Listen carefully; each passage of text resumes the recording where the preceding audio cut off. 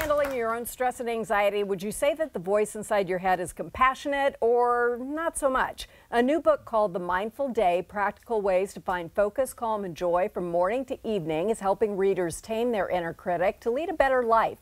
Joining me now is the book's author, Laurie Cameron. Welcome to the show. Thank you so much. Wonderful to be and here. We were just discussing that yesterday. We talked about mindfulness for children, so I'm excited to talk about this for adults. You do this for a living, and you deal with a lot of big corporations all over the world. Right. What do you think mindfulness brings to the workplace? Oh, it's really powerful to see the transformation that can happen. Mindfulness helps us focus, it boosts our performance, it makes relationships more effective, and it actually really fosters well-being. And when we're in a good state, we're more creative, we're more innovative, and we're much more productive. I want to ask this in kind of a backwards way. What works against mindfulness in our lives? Well, one of the things that we do that gets in the way is multitasking. So a lot of us believe that if I do a lot of activities at the same time, I'm going to get things done faster. But no. No. So we need to focus on one thing at a time, and that really deepens our ability to have quality and enjoyment in our work. And this is something that you found to be true over cultures. So it's not just that Americans need to concentrate on mindfulness, but you found this to be useful to people who work in business, regardless of where they are in the world. Yeah, it's really incredible. Harvard researchers found that 47% of the time, no matter where we live in the world, our mind is not present with what we're doing.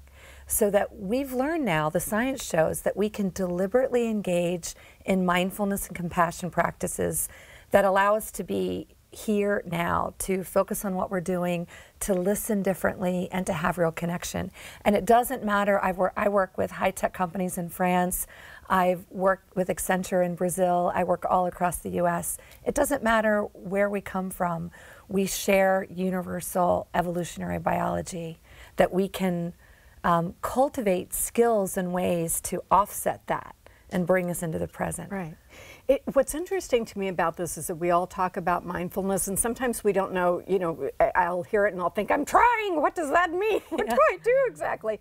So get us down to kind of the basic level of what we're doing right here, what the audience is doing. How do we be mindful in our everyday activities? That's beautiful. So mindfulness is paying attention in the present moment right now to my thoughts, my emotions, which are in my body. So right now I'm paying attention to you, I'm paying attention to myself, I'm tracking any nervousness or feelings that I have, and I'm also aware of my surroundings.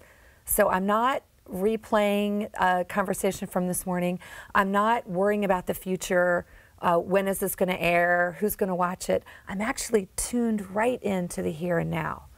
So that's what it means to be mindful. And I do that with an attitude of openness and curiosity and kindness.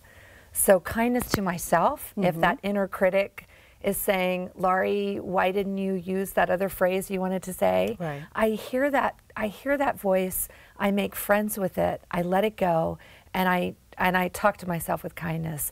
And then I'm able to do that with you. So when you say you make friends with it and you let it go, because I think all of us at some point think we're an imposter, we could have done better, or I forgot this, or I made that mistake. What is the process of making friends with that feeling so that it can be noticed and then allowed to go on its way? Yeah, so the first step is knowing that we're designed for survival. So mindfulness helps us hear that voice and realize that's a judgment, that's a criticism. And then know that that voice is there to protect us and keep us safe. That's part of our evolutionary biology. So once I know that, I can say, thank you, I've got this, I'm okay. It's not a tiger, I don't need to run away from it, it's just a thing, okay, goodbye. And, yeah, I'm fine, thank you. So making friends with that voice is shifting my relationship to that inner soundtrack. I can make friends with it, be peaceful, and then that kind of relaxes me. Right. And then I know that I'm human, that all of us have that voice. So I'm not different, there's nothing wrong with me, that's part of being human. And then the third step, and I use my hand, is it's just to, I touch my heart, touch my chest. We did this yesterday, we did this, it's a powerful practice, and it relaxes me, and then I offer kindness to myself. it's okay, sweetheart. You've got this.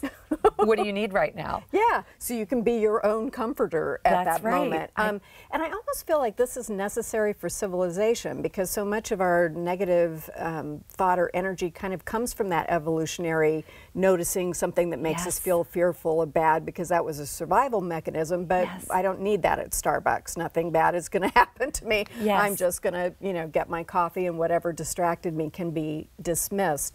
If we begin to do this, you mentioned some of the benefits in the workplace. What are some of the benefits in relationships? So that's one of the key focuses I have in the book, in addition to work, is love. When I can see others freshly, with openness and curiosity and kindness, I'm not judging another person, and I'm not evaluating them, and I'm not comparing their point of view to my point of view, or making myself right or them wrong. So I'm actually cultivating a fresh, open way of considering another person. And I can activate empathy, the very part of the brain that gets stronger with meditation practices like the body scan, tracking my body, strengthens my insula that's associated with empathy and compassion. And I can connect with you. I can see that we actually are quite similar, that you're a human being just like me, and I can listen differently. I can listen with receptivity and openness, which really fosters trust and connection in the workplace and at home. Yeah, receptivity. What a good word and a good concept. Thank you so much. Thank you for the gift of the book. It's and great a bonus to be here. for today's studio audience is you're all going home with a copy of The Mindful Day. They're excited because we talked about it yesterday, but we had an instruction manual. We'll be right back. Thank you so much.